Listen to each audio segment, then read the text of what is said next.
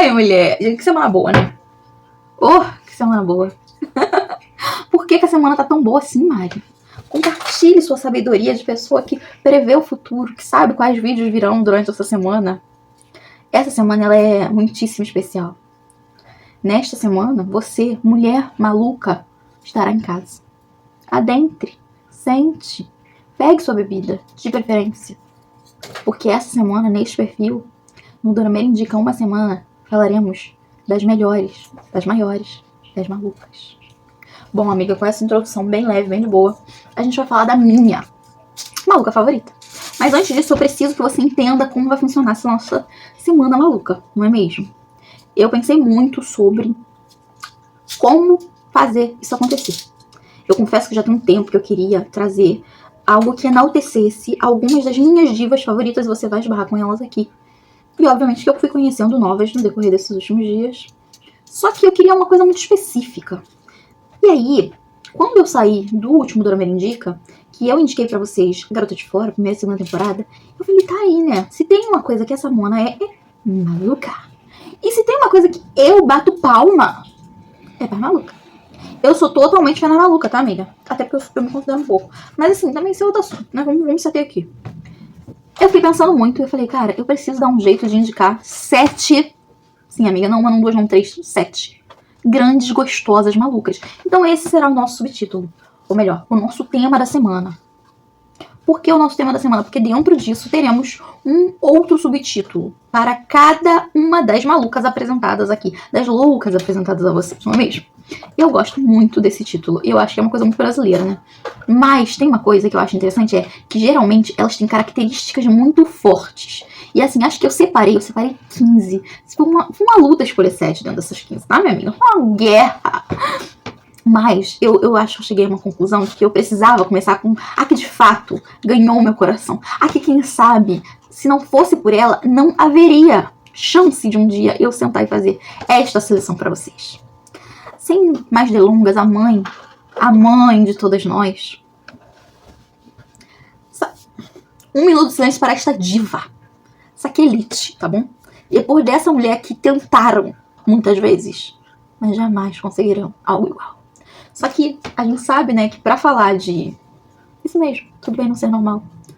O meu dorama favorito. Eu preciso fazer uma retratação aqui. Se você não sabe, esse ano de 2025, esse bonitinho aqui, que era um dos meus atores favoritos, que são um dos atores que me fez entrar, de fato, pra Dromaland, ele conseguiu a proeza de se envolver num dos escândalos mais sérios dos últimos tempos. Por conta dele, até então, até o que se sabe, tá? Eu não estava lá, então não posso comprovar nada. Nós perdemos uma atriz, a atriz que fez Cães de Caça, que a família alega que teve um relacionamento amoroso com ele. E é uma coisa muito conturbada, e eu demorei muito para conseguir pensar em indicar alguma coisa dele aqui. Me privei de assistir também. Eu acho que é nítido que esse ano foi o ano assim, que mais falaram de Rainha das Lágrimas, e eu nem toquei aqui no assunto. Eu assisti, tá? Eu assisti antes da confusão, eu acompanhei ali, semanal bonitinho. Só que eu acho que também me pega muito a ideia de replicar ele meio coitado com uma maluca. Quando ele não é tão coitado quanto ele imprime ser coitado. E se você não viu Tudo Bem Não Ser Normal, gente, a ideia é parecida. Nunca será igual, tá? Mas é parecida.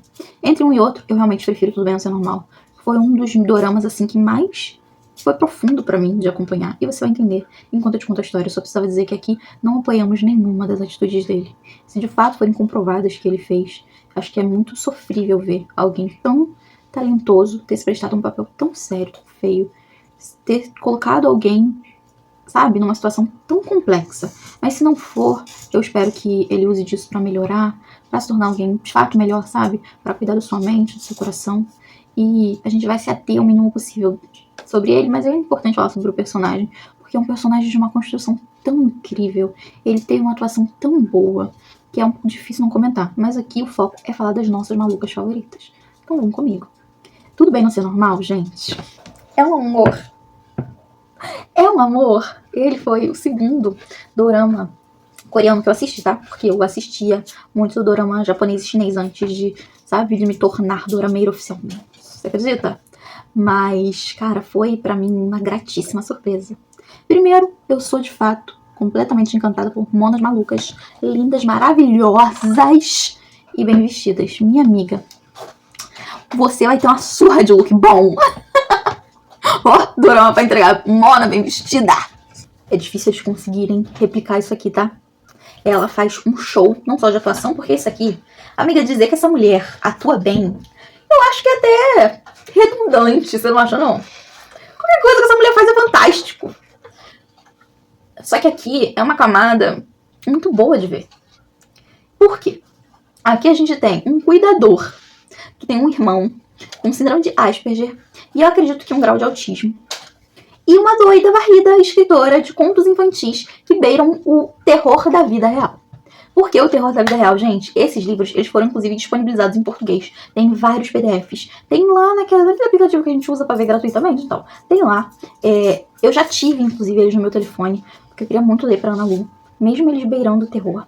Eu acho que são histórias incríveis, incríveis. Os desenhos das histórias são muito legais. As histórias, elas vão ficar grudadas na sua mente. Eu sou completamente fascinada. Eu acho que elas estão na minha mente até hoje. E eu acho que a ideia de ser uma narrativa onde vai te apresentar frames da vida e da história da nossa prota através da visão e da ótica dela, de uma pessoa pessimista, de uma pessoa que tem dificuldade para lidar com o outro e que é extremamente possessiva. Amiga, isso é bom demais. É bom demais. Você não sabe o quanto você precisa ver uma escritora de livros infantis pessimista, narcisista e completamente obcecada por um homem até você assistir. Eu juro que até você assistir. Quando você assistir, você vai falar, eu quero ver de novo. De novo. Só mais uma vez pra confirmar. Eu amo as músicas deste dorama. Gente, eu amo tudo desse dorama. Me pega sensível. Eu gosto da narrativa. Eu gosto da ideia. Eu gosto dos diálogos. Mas acima de tudo, eu sou completamente apaixonada por um personagem. Ai, meu bichinho, gente. Esse homem, ao lado da nossa prota, protagoniza uma das cenas. O meu estado! Com poucas falas, mais cuidadosa, carinhosa e doce. Ai, que droga! Da história. Gente, é muito difícil falar desse dorama. Eu acho que aquela cena ali que ele tá alimentando ela e falando pra ela que ela é boa, que ele entende ela, que ele conhece ela, e ela tá em completo surto mesmo. Cara, aquilo ali. Quantas vezes a gente não sonhou em ter alguém que nos entendesse minimamente? E essa gata ganhou na loteria, porque esse irmão do Prota é apaixonado por ela porque ele é fã dos livros dela. E o Prota acaba se apaixonando por ela, não é mesmo? Mas aqui a gente tem alguém que, de fato, perdeu os pais e que lida com a vida de um jeito muito diferente do comum, do trivial. E quando eu digo perdeu, é porque você precisa assistir para entender as camadas. E um dos pais está num centro de reabilitação. E você lembra que eu te falei que o nosso prota é um cuidador? Pois bem, amigas. Ele é um cuidador do mesmo centro. Só que assim, a vida, ela tem, né? Eu acho que Deus tem seus favoritos. E a vida tem as suas artimanhas, os seus artefatos para poder unir certas pessoas. Ela tropeça nesse. Por quê? Esse homem, que tá lindo nesse drama, você não tá um espetáculo nesse drama. E eu já chorei, gente. Um pouco difícil. Esse drama, ele realmente é um dos meus favoritos. Ele realmente mexe muito comigo. Ela tropeça com esse homem, desde o minuto que ela tropeça com este homem, ela, como ela mesma faz, quer pra ela quer pegar pra ela. Essa cena dela tentando pescar ele, assim, no segundo andar, gente, é a coisa mais divertida do mundo. É meu. É meu. É meu. E se você já viu, você sabe exatamente que será essa. Amigos, ela é maluca, ela é descompensada, ela é meio assassina. Só meio, relaxa. Mas ela prova pra gente que uma pessoa que realmente é decidida no que quer chega longe, amigos. Quando esta Mona fala, a gente se pegou gostoso, você entende que ela venceu. Porque o Prota, ele não deita pra ela de primeira, não. Ele se faz de difícil, ele se faz de pão. Menina, doido pra entrar na linguiça. Vê se pode. Mas ela é insistente. Essa aqui é brasileira. Ela não desiste nunca, minhas amigas. Depois que ela bota na cabeça de que vai ser dela, ela estapeia uma outra lá só por conta dele. E vou te dizer que eu passo pano porque eu detesto aquela personagem. Vocês acham engraçado que aqui a gente realmente vai ver que os bastidores ali da vida, sabe? Não são preto no branco. E acho que as histórias dela, eu gosto muito da historinha do zumbi e tal, eles te provam isso. Ela tem terror noturno. E a imagem refletida que ela vê é ela. Você tem noção? Que é você tá em tantos pedaços, você tá tão quebrada, você tá em fragmentos tão pequenininhos, que até no seu terror noturno, num momento de distorção ali, num momento em que você tá fora de si, você vê a si refletido como algo assustador e monstruoso. Cara, eu acho que isso é uma das coisas que mais... Uma das cenas que mais me deixa meio sufocada e tal. Assim como o véu que ela carrega no início da série, o cabelo. Quando ela corta o cabelo, o significado que tem o corte de cabelo pra ela, o espanto que causa, né, no fã dela e tal, mas ao mesmo tempo a leveza que isso traz pra ela, a transformação que isso traz pra personagem, pra ideia da personagem, pra história. Além de fazer uma das cenas mais fofas do dorama, que é quando o nosso prota corta, ajuda ela, né, a corrigir o corte. Aqui também é importante frisar que é uma mulher muito quebrada. É uma mulher que não está acostumada a ouvir não está acostumada a ter as coisas e de forma genuína, nem ter de forma genuína, nem de buscá-las de forma genuína. Então ela está acostumada a comprar, subornar, roubar. Sim, aqui nós temos uma ladra. Eu não lembro o nome que dá, gente, pra essa doença. Eu vou deixar escrito aqui. Mas ela tem mesmo aquele negócio de pessoa que rouba tudo. E qualquer coisa aleatória, ela tem, gente. É muito engraçado. Desculpa, gente, é engraçado. O surto dela por causa de uma caneta, pra mim é demais. E ela, cara, ela tem tantas camadas, essa personagem tem tantas camadas.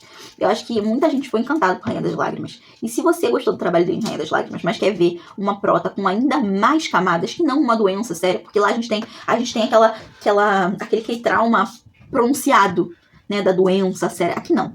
Aqui a gente tem uma história de vida. De vida. Uma vida terrivelmente difícil, mas de vida.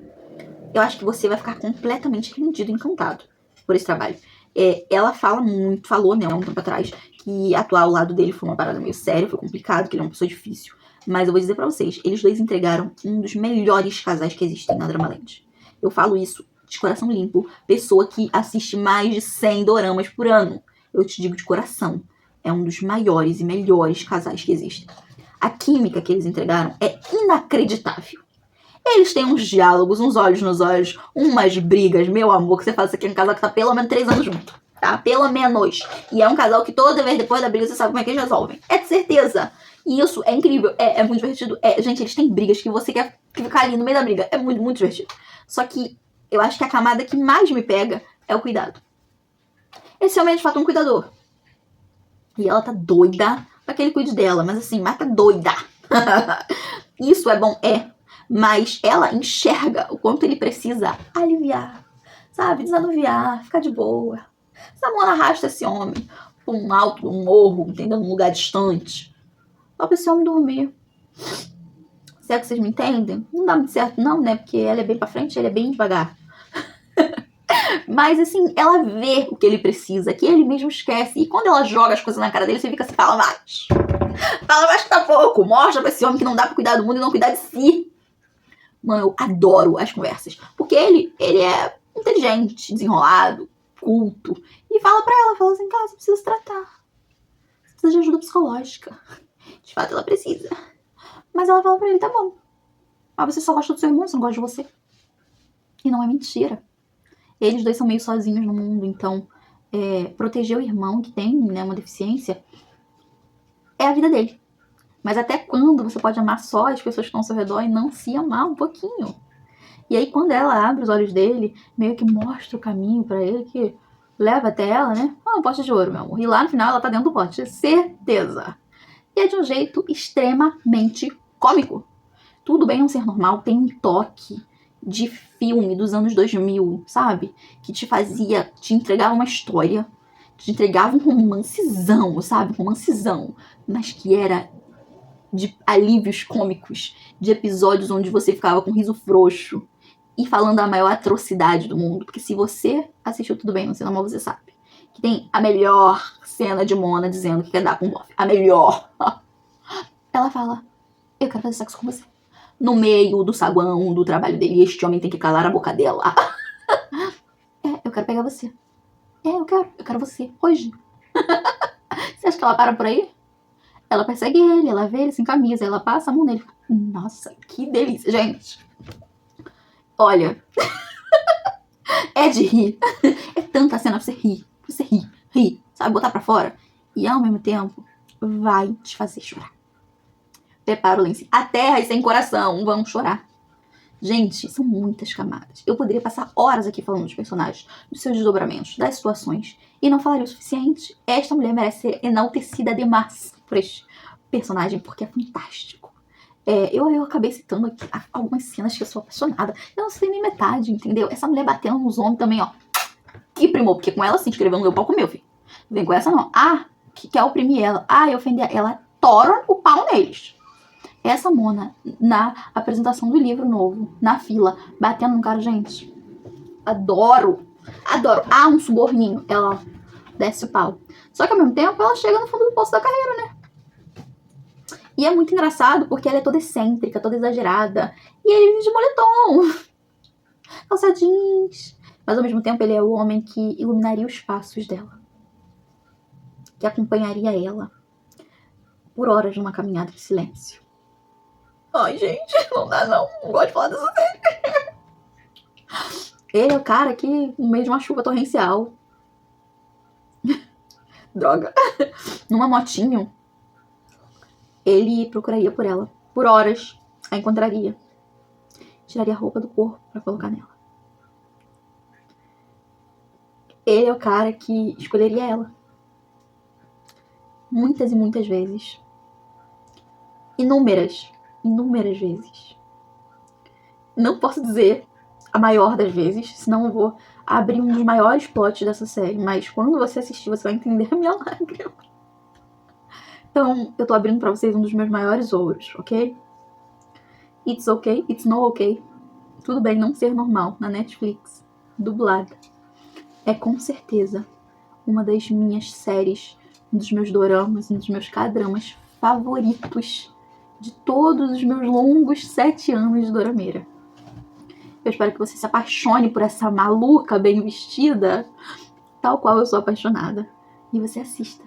Não se esquece, hoje é só o primeiro dia de a gente ter uma sequência de maluca indo pra encontrar aqui. Um beijo no seu coração, mulher.